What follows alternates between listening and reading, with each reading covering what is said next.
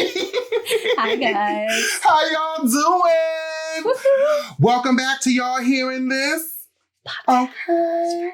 Podcast version. My name is, you better sing. My name is Honeybee, or you can call me Bae. And I'm Kay. Thank you guys so much for coming back. Yes, and if this is your first time joining us, sit down, come closer. Let me get you into what's going on. Something. Oh, and if you guys can see, you see how my lips like going hardcore that way? I had some dental work done, and my jaw and everything is super duper like extra like loosey-loose.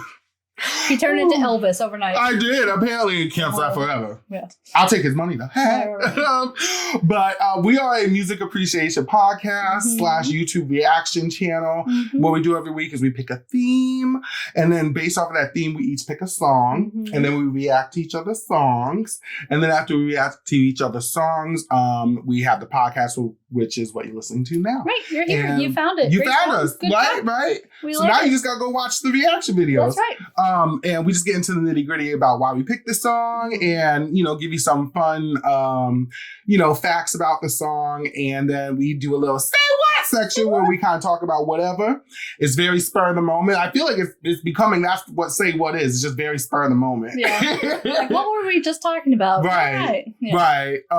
And then and we just want to say thank you for all the support, Absolutely. all the love. It has been absolutely amazing. And there's been we definitely, because of the support, we're able to supply other ways that you can support us. Absolutely. So first thing, if you're already listening to the podcast or watching, so thank you so much. That's huge. We're on all the different streaming services. If you're on YouTube, please like, subscribe, comment, all that good stuff. Or rate and review on the streaming services. We also, in the description box below, we have a link. We have a Patreon set up. We do monthly music movies. We do polls. You can pick future themes. We just filmed a movie and it was dope. Yeah, so much fun. And we also have a merch shop now, which is we cool. do. Yeah, all sorts of different stuff on there. You want to drink out of our cups? That's right. Ooh. So yeah, I'm here for it. So many ways, but seriously, thank you guys for everything that has been happening. We're having a great time doing it. We're glad you guys are having a great time. So, oh my God, it's just been absolutely amazing. It really has. It really has. And I have been itching to get into this week's theme because I adore this woman that I picked. Before I even get into it, first of all, this week's theme is basically, I think we're calling it Dark Places. Yeah, in the dark places. Oh, in the dark places. Something that has kind of a darker theme, moodier theme. Yeah, either like sounds darker. in the dark places. It's just like moody, just like hardcore, almost like that underground, like just nitty gritty, but just with some sort of darkness to it. Like, especially, with the seasons changing and whatnot. And Halloween coming up soon. Halloween's coming up real soon. So excited. Spooky season. Thank you, Georgia. I love Yes, I live, right? Shout out MFM. So with that being said, I was sitting here, I was thinking, and I was like, all right, what type of music do I want to pick? And I instantly thought of this woman because she is iconic. She is the reason why I feel comfortable to be in my own skin the way that I am. Like 9 out of 10 times, you guys will see me with super long braids. If we go out somewhere, I'm always wearing something super colorful. I'm always this woman's style and her confidence is what makes me feel that I could literally be and do anything. That's and awesome. Her music actually really helped me, growing up. I think just to see, another person, never mind another Black person, and never mind that, go even further, another plus size Black person, at the time be themselves and wear the things she was wearing and doing full routines and dancing and doing all this other stuff. Like, I can see why Lizzo says that this is her like number one inspiration. So I am talking about none other than Missy Elliott. I love Missy Elliott with a passion. She is the most humblest person. She's the type where if you reach out to her on social media, like, and she sees it or whatever, like, she will respond. She's done it so many times. And it's just, she's just, it's just the Missy Elliott is like the person that you want to like strive to be. Do you know what I mean? And not just like talent wise, but just as an actual human being. She is the sweetest, most humblest person ever. So we're gonna get into Missy Elliott because I chose her song "She's a Bitch." She's a bitch. Okay, from her second album, The Real World. All right, I picked "She's a Bitch" because the music video itself, produced by Hype Williams, it was like, Missy Elliott is known for her music videos, period. She always pushes, she always pushes it to like the next level. She is just that bitch, literally. And the music video itself, it's all black. She's bald headed. She has these alien type of like skin shades on. Like, they come out of the water. That moment in the video where they come out of the water and it's the big M for Missy, misdemeanor. That was so iconic. And that music video at the time was one of the most expensive music videos ever made. I can imagine. But it was absolutely incredible. And it is iconic. And it's so funny because this, we're going to get into it, but this is a testament to believing into your art and not letting charts and stuff rule what you do, and following your heart, because this song is now like a legit classic. It will get any party going, and also it's just iconic in the stance of like what it means to be a woman. And she was one of the first women to really, in hip hop, to come out in this manner and just point blank, just go at it. You know what I mean? So that's why, she's definitely considered iconic and a legend. So Missy Elliott is an American rapper, singer, and record producer. She embarked on her music career with R&B girl group Sister in the mid-1990s and later became a member of the Swing Mob Collective, along with childhood friend and longtime collaborator Timbaland, with whom she worked with on projects for American R&B acts Aaliyah, 702, Total, and SWV, among many others. Following several collaborations and guest appearances, she launched her solo career in 1997 with her debut album Super Duper Fly, which spawned the top 20 single Sock It To Me, and also the hit singer I Can't Stand the Rain. I Can't Stand the Rain. Yes. The album debuted at number 3 on the Billboard 200, the highest charting debut for a female rapper at the time. Missy Elliott has been referred to as the queen of rap by media outlets. She has sold over 30 million records in the United States. More recently, in 2022, Missy Elliott made history by being the only female rap artist in history to have all of her albums, which she has 6, all be certified platinum or more. That's awesome. That's never been done by any other hip hop female artist in history, so it's a big deal. That's amazing. Her accolades include wow, get it together, Honeybee. Her accolades include 4 Grammy Awards. And she was ranked top female rapper of all time. She is the best-selling female rapper in Nielsen music history, according to Billboard in 2017. She became the first female rapper inducted into the Songwriters Hall of Fame, and in 2020, she received MTV VMA's Michael Jackson Video Vanguard Award for her impact on the music video landscape. In 2020, Billboard ranked her at number 5 on the 100 greatest music video artists of all time. And in 2021, she was honored with a star on the Hollywood Walk of Fame. That's She's a Bitch is a song that she recorded for her second album, The Real World, which was released in 1999. The song was produced by Timbaland, and it was released as as the album's debut single. And despite an expensive music video directed by Hype Williams, the song peaked only at number 90 on the Billboard Hot 100. Although other singles from The Real World, like All in My Grill and the famous Hot Boys and Hot Boys Remix, going on to have greater chart success. The crazy thing about, like I was saying, is this is a total testament into following your guts, staying in your lane, knowing what your lane is, and knowing who you are. She literally stayed and did what she did, and her record company at the time, which I believe was Goldmine and Elektra Records, with Sylvia Ronan, which Sylvia Ronan is a huge, iconic record, producer, A&R president, all that, record music executive, has done so many things for Black artists, for female artists, absolutely incredible.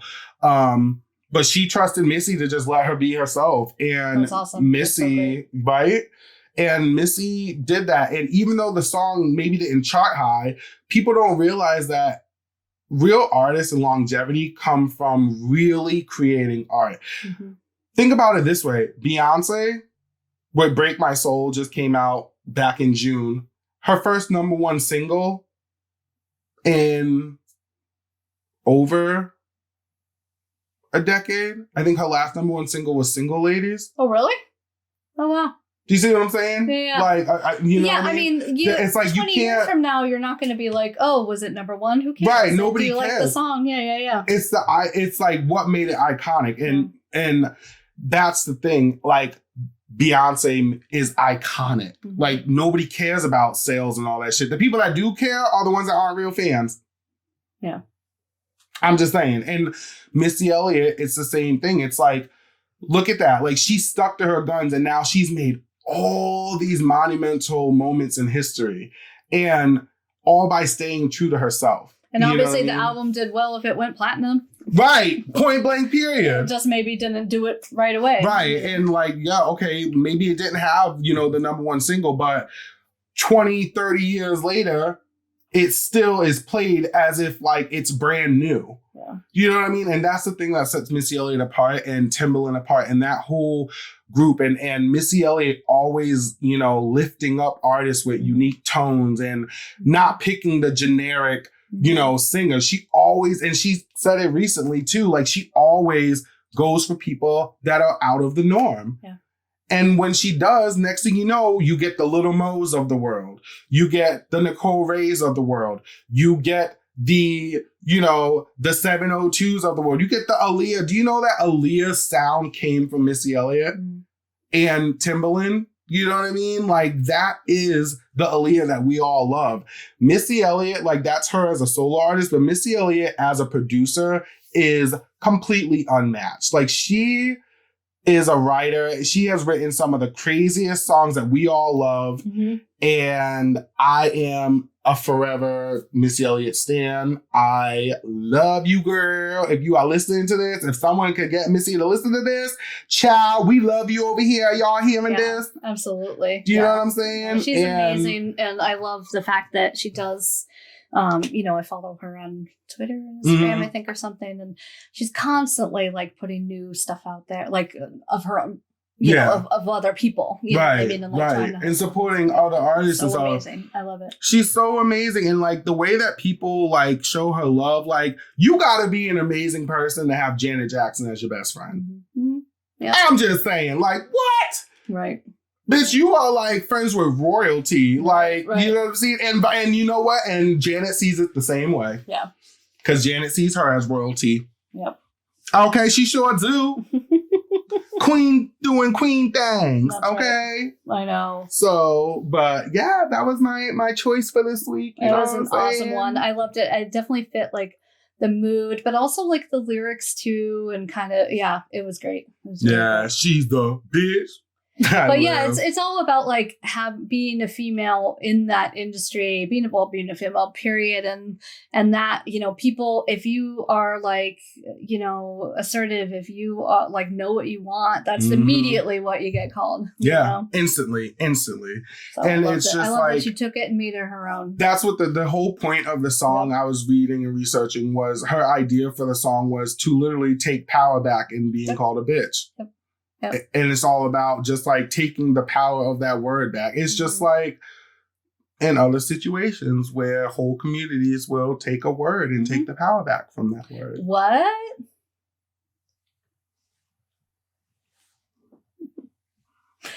Yeah. And for y'all who are listening, that's just me giving. And ain't nobody else got the right to say it. I'm just saying. I'm putting it out there. I'm throwing it out there. Don't sing it. Don't like talk along with it. Just please don't. Just please do not do it. It's not okay. And on that note, shout out to Missy Elliott. Yes. Oh, she's a bitch. Period. She is. She's that bitch. Exactly. Okay. She is the bitch. And it came off the album called The Real World. And look at the times we're in right now. The Real World. Yeah. You know, crazy. But girl, now listen. Now let me get myself braced because I know what's about to go down. Go ahead, girl. I'm so excited. I have been waiting. I have been trying to find time to slip this in there to make you listen.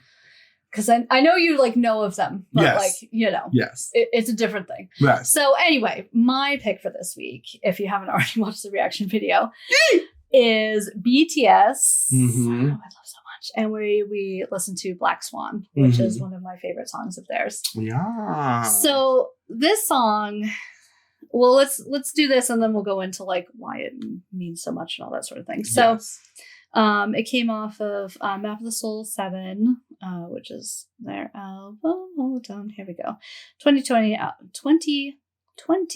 album, Map of the Soul 7.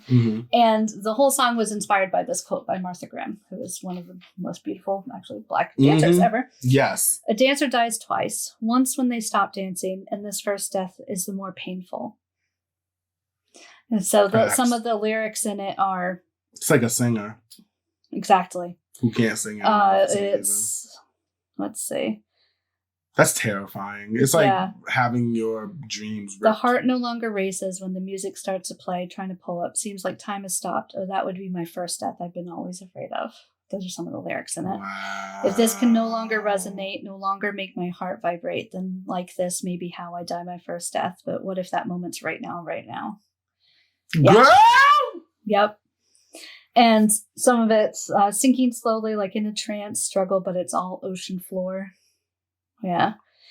It's definitely, so, you know, there have been times over there, and they just recently have gone on, like, I don't even know if hiatus is a good word for it, because they've all been working, like, their asses off. They've put out solo stuff, and they have a concert coming up, and they just had a concert that came out. On Disney Plus, right? Yeah, exactly. Although that was from before they gotcha. But anyway, they're all doing all sorts of stuff. But anyway, let's go into this a little bit more. So over a delicate instrumental reminiscent of the group's 2018 single Fake Love, which we'll definitely get into, the R&B track recalls the pain of growing distance from one's passion, in this case dancing. And I do love in the video, Jimin's dancing is so beautiful. He's classically trained. I love a contemporary ballet. I love it so much. Throughout the song, there never seems to be a true climax. The vocals always distant, yet there nonetheless. Fitting for the title of the song, The Black Swan is an event that happens unexpectedly, has extreme impact, and is something of a human nature. The track also seems to reference the 2010 movie Black Swan, a movie about a ballerina struggling with her own sanity as her lead in the production of Swan Lake. The release of the song was accompanied by an art film performed by MN Dance Company, which features an orchestral rearrangement of the song, which is so beautiful too.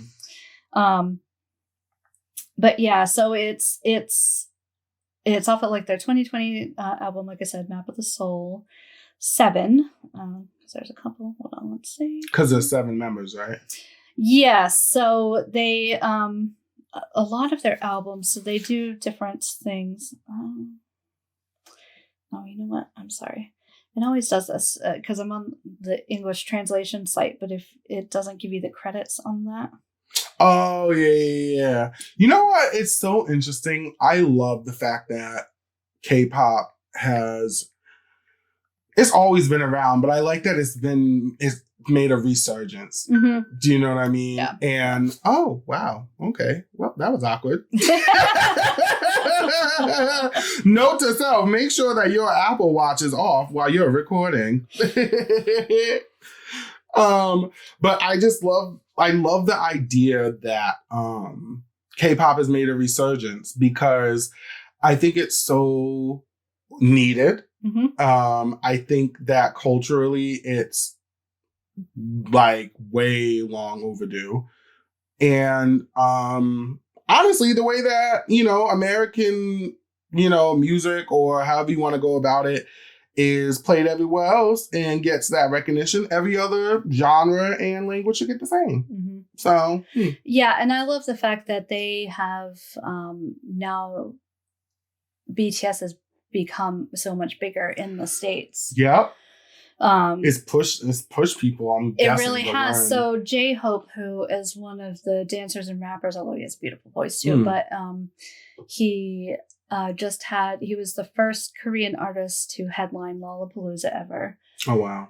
He did the Sunday night, and it was insane. I don't know. There's some footage from the concert. Well, I'm sure we'll get around to watching it at some point.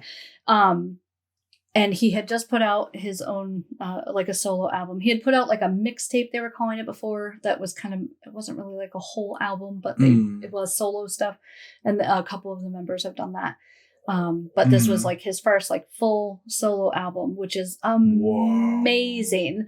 And he did such a great job at the show. And it was the fastest that a Sunday had ever sold out ever for a Lollapalooza. What? Yeah. Where's Lollapalooza held? It was in Chicago. Is it Chicago? So I always think it's in California. It used to travel. Okay. It used to travel around. Like Lilith Fair? Yeah. What was it? Lilith Fair, and what was the other one? Warped Tour? Yeah. Went to that. So RM, who is one of he's like the leader of the group. He was credited with songwriting on this one. So is J-Hope and Jungkook. And it just says BTS primary vocals, but it's all of them. And then P-Dog, who is like their producer, that works with them all the time from their record company. But yeah, what I love about them too is that, won't go into it too crazy, but so they have like this idol system in Korea, which is very similar. I think I was saying this in the reaction video to kind of like how One Direction was formed. You know, you get like the best people, you get so how they did like dancers, X Factor, whatever, kind of, yeah. But it's not always like a competition show. Yeah. Although they do have that. Yeah. But so they were put together. So they were formed. They debuted in 2013, but they had been together at least a couple years before that. So yeah, they've been together 9+ years now. And when they first started, so the youngest member now is 25. So he was like 15, 16 when they first debuted. Wow.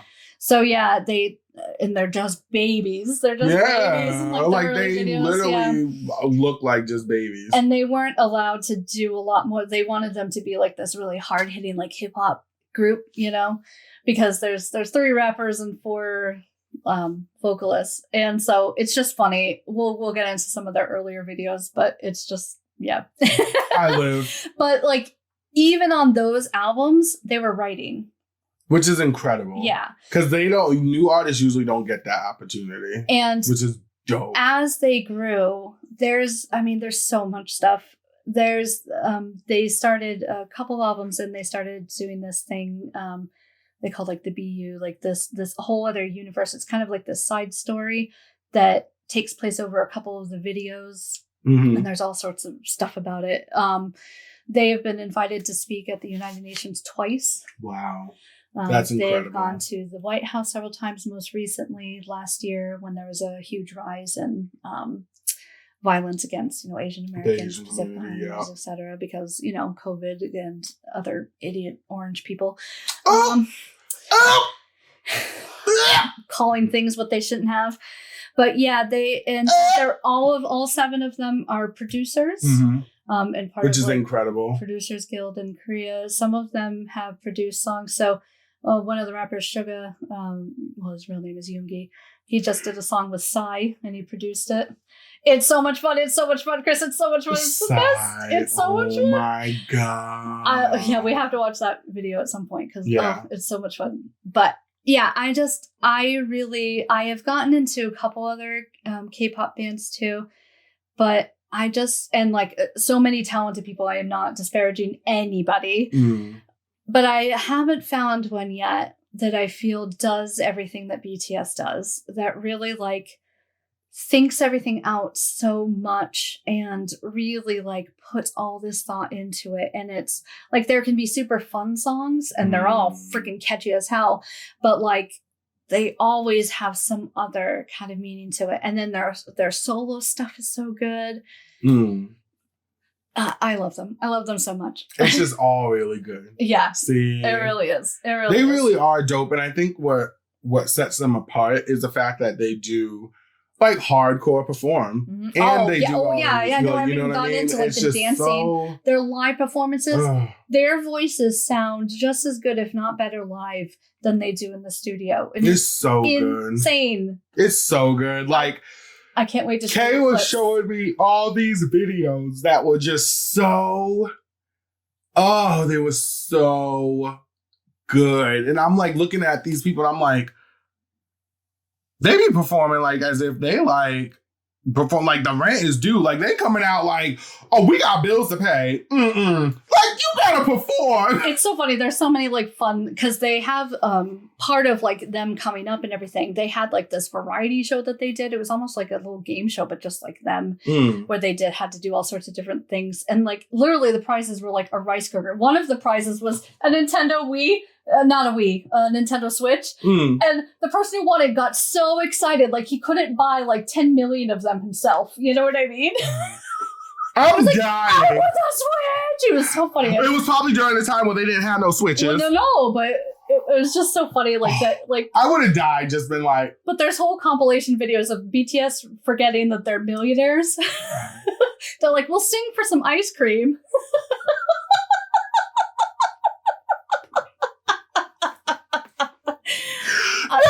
We'll sing for some ice cream. But I think why I like them so much is because there's all this other footage of them. It's not just like their concerts and stuff. You really get to like know who they're humanized. They're humanized. And that's true with a lot of K-pop bands. There's all sorts of like different things that they have them do and stuff. I mean, some of it's crazy, but which that's actually. So I'm glad you brought that up. Yeah, because that's a good segue. Yeah.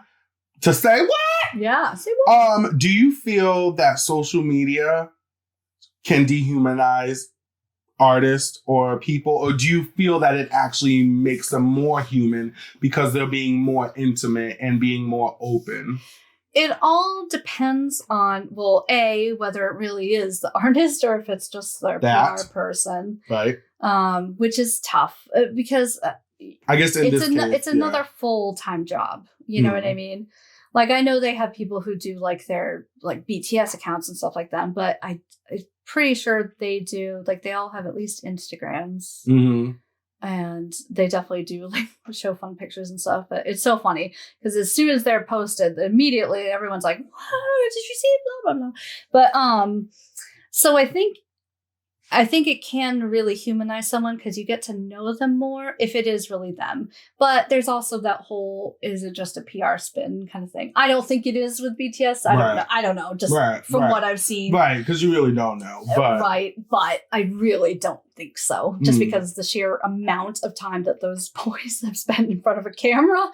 You know what I mean? But with certain people, you don't know. You know, I feel that. I feel like there's less PR stuff.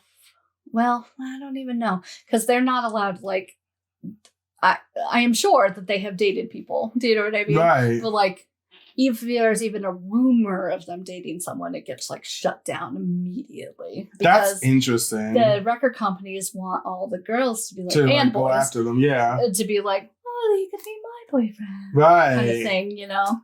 So that's the other thing that I love about them is like no matter what, the crowds are always a mix of everybody. It's not just a bunch of girls screaming. It's like, no, you got girls, guys, people from all different ethnic backgrounds, aunties, people who just want to feed them and give them a hug. Right. That's just what I want. Like, come here, baby. Come eat some of this. You're very adorable, but Talk about, all right, what you doing over there? Oh, you dance, you sing? Oh, go ahead, baby. That's right. Why don't you come over here and get yourself a plate? Right. All right. I made a special one for you. I seriously? All right, come on here. I seriously had a dream one night that the podcast blew up and that we were going to go meet them because they were going to come on the podcast. And I was like, oh God. When I woke up in the morning, I'm like, thank God the dream went this way. Because I literally, all I was like, I love you guys. And here's some food and whatever. Because I was so worried that in my dream, my poor lizard brain was going to take over and be inappropriate. But even in my dreams, I was like, I just support you. Look, you just manifested it. It's going to happen. We're going to interview. Right. I'm going to say within the next year, we're going to interview BTS. And part of my dream, too, was I was having them help me propose. I live! Can you imagine? She would die. Oh my God. That would be incredible. And watch, in the next year, we're gonna interview BTS. Mark our words. And I'm going to say within the next year, I'm going to meet Missy Elliott. I might, do a little, look, I might sing some backgrounds for her. Missy, what's up, girl? I got you. Show, woo, woo, woo. Listen. Woo, woo, woo, woo, woo. Yeah. See? Don't play with me. That's right. Don't play. That's right. He's coming. He's coming for your jobs. Yeah. Look. Child. Wait, what about you guys? What type of things do you guys like to hear? What reminds you of those moments in the dark places? The darkness. And because I know there are going to be a ton of you with these, I need recommendations. So I know BTS and I know Stray Kids, and that's pretty much it. Yes. So, and I know some of the songs from that. Oh, and should we make our little announcement? Girl, I want you to do it. So Fridays, starting next week, when you're seeing this or hearing this, we had been doing bonus videos where we kind of pick something that related to the theme from the week, or maybe something we talked about. Yeah, exactly. But we have decided that we're going to pivot just because there is so much I want to show Honeybee, so much. We're going to start doing K-pop Fridays. And so it'll probably just be one video, but we're going to do either a longer performance or 2 songs or something like that. And I want to get into it all. We're going to start kind of broadly, but then we'll get more in. But yeah, recommendations for other bands too. So I definitely want to show you Stray Kids too, because they're so much fun. Yes. But yeah, there's so much stuff. But anyway, I am an extreme newbie when it comes to K-pop. So please. I'm even more of an extreme newbie. Yeah. Because the only K-pop bands I really know is Blackpink and BTS. And that's it. So and I don't even really know Blackpink that well. So I'm excited to know more. So you guys are gonna go on this journey with us. Yes, I'm so excited. I'm excited. Me too. So until next time, y'all. Bye guys, thank you so much. Love you.